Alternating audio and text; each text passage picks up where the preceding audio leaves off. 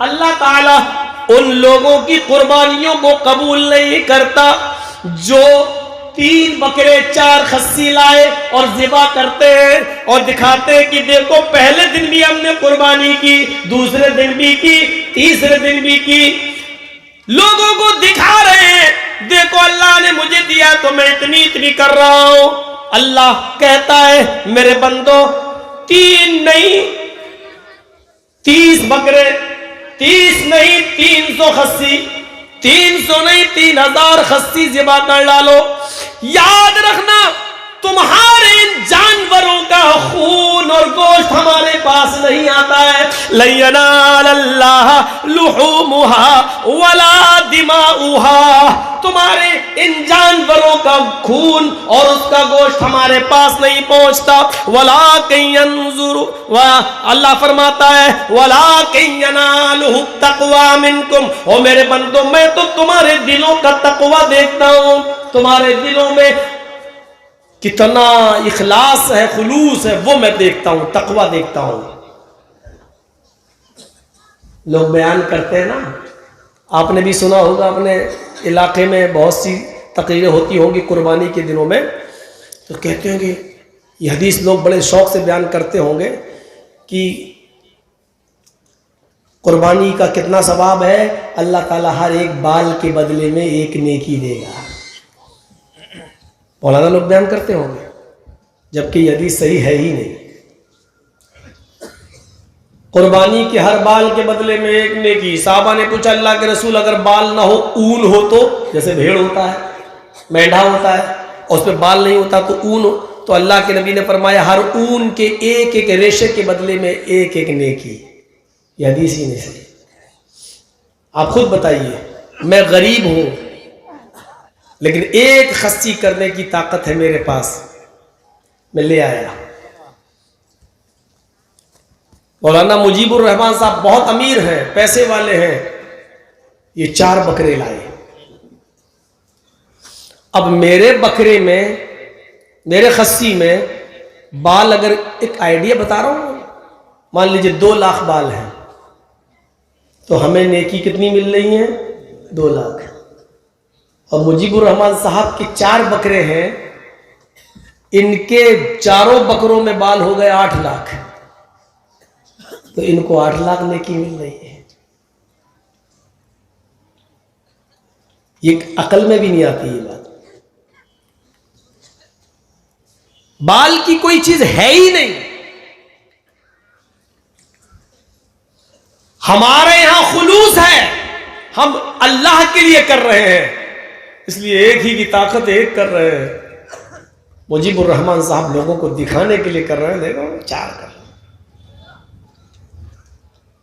تو اب 8 لاکھ بال کے بدلے میں 8 لاکھ نیکی تو چھوڑو، ایک نیکی نہیں ملے گی، کیونکہ تمہاری نیت خراب ہے، تم لوگوں کو دکھانے کے لیے کر رہے ہو، اللہ کے لیے نہیں۔ قدغن لگا دیا، یہیں پر رکاوٹ جاری کر دی۔ سنو، قربانی کرنے سے پہلے اتنا یاد رکھنا، کر رہے ہو خلوص ہے کہ نہیں، یاد رکھنا لَن يَنَالَ اللَّهَ لُحُومُهَا وَلَا دِمَاؤُهَا وَلَٰكِن يَنَالُهُ التَّقْوَىٰ مِنكُمْ، تم جو قربانی کر رہے ہو اس کا گوشت اللہ کے پاس نہیں جاتا، اس کا خون بھی اللہ کے پاس نہیں جاتا، اللہ کے پاس تو صرف تقویٰ جاتا ہے۔ تم کس تقوی سے، تم کس نیت سے قربانی کر رہے ہو، اللہ نیت کو دیکھتا ہے، نیت۔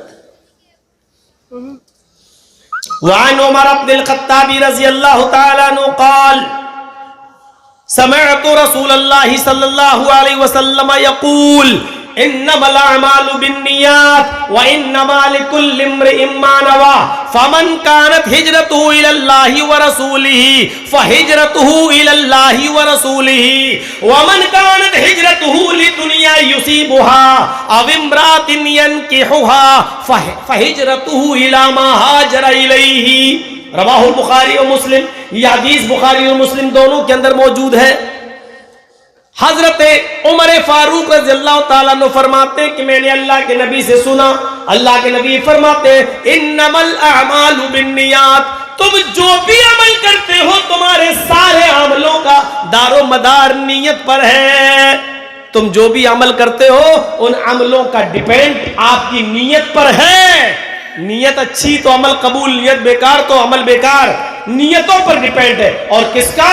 عمل صالح. نیک عمل کا دار و مدار نیت پر ہے. برے عمل پر نیت اچھی ہونے سے وہ برا عمل اچھا نہیں ہو جائے گا. یہ گلاس بڑا خوبصورت ہے، جرجیت صاحب کی نیت خراب ہو گئی، اس کی چوری کریں. لیکن ہماری نیت یہ ہے کہ ادھر جو آدمی غریب رہتا ہے اس بیچارے کے پاس پینے کے لیے کوئی برتن نہیں ہے، اس آدمی کا گلاس چرا کے میں اس کو دے دوں گا، بیچارہ پانی پیے گا. یہ تو امیر آدمی ہے، اس کے پاس تو برتنوں کی کمی تھوڑی ہے. دیکھیے ہماری نیت چوری کرنے کی ہے. اور یہ بھی ہے کہ جس آدمی کا گلاس میں چرا رہا ہوں بڑا امیر ہے، ایک چرا لوں گا اس پہ کمی تھوڑی ہو جائے گی. اور تیسری ہماری نیت ایک اچھی کیا ہے؟ ہم اس پر پانی خود نہیں پئیں گے، ہم اپنے پڑوس میں رہنے والے کسی غریب کو دے دیں گے بیچارے کو جس کے پاس برتن نہیں ہے. نیت کتنی اچھی ہے میری، ہم غریب کی مدد کرنا چاہ رہے ہیں لیکن چوری کے مال سے. اس لیے غلط مال، غلط کام کے اندر ہماری اگر اچھی نیت ہو گئی تو اس کا مطلب یہ نہیں کہ ہمارے لیے چوری جائز ہو جائے گی. چوری چوری رہے گی، چاہے کتنی اچھی نیت ہو، آپ چور کہلائیں گے اور آپ چوری پر گناہگار ہوں گے.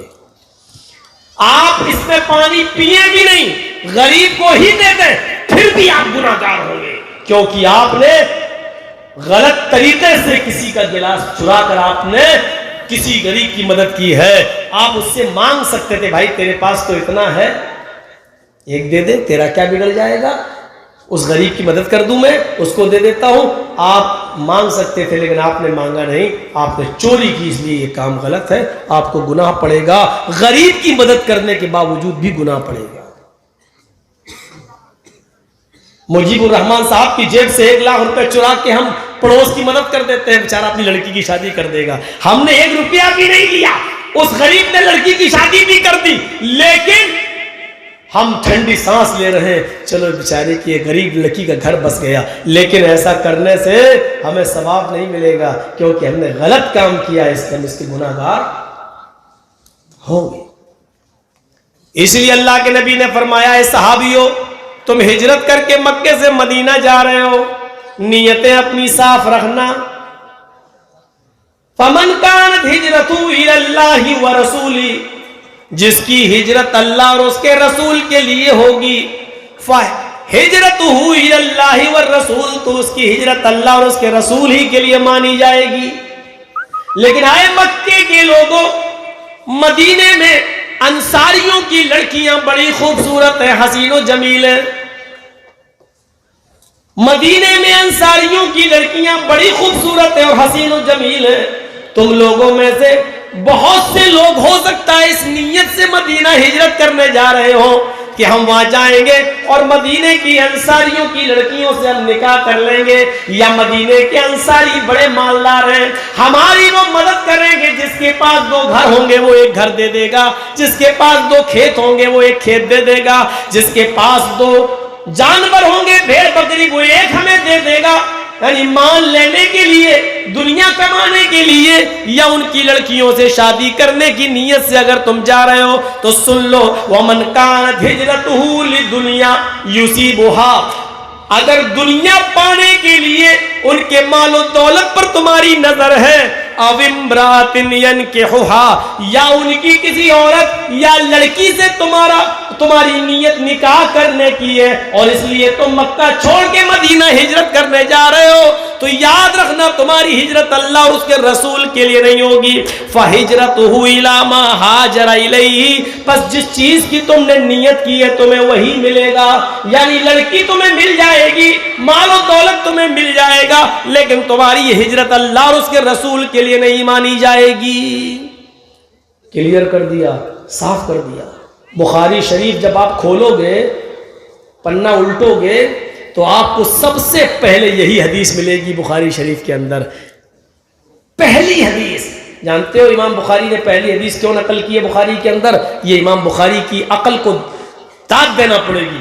کیونکہ آپ جو بخاری پڑھنے جا رہے ہو 7000 حدیثوں کا مطالعہ کرنے جا رہے ہو، اس میں نماز، روزے، حج، زکوٰۃ، لین دین، کاروبار، بزنس، جنت، جہنم، ہر چیز کے معاملات ہیں، لیکن ان تمام معاملات کو پڑھنے سے پہلے تم اپنی نیت صحیح کر لو، کیونکہ آگے کا معاملہ سب نیت پر ڈیپینڈ ہے، نیت پر ڈیپینڈ ہے۔ اس لیے سب سے پہلے انہوں نے اس حدیث کو درج کیا ہے۔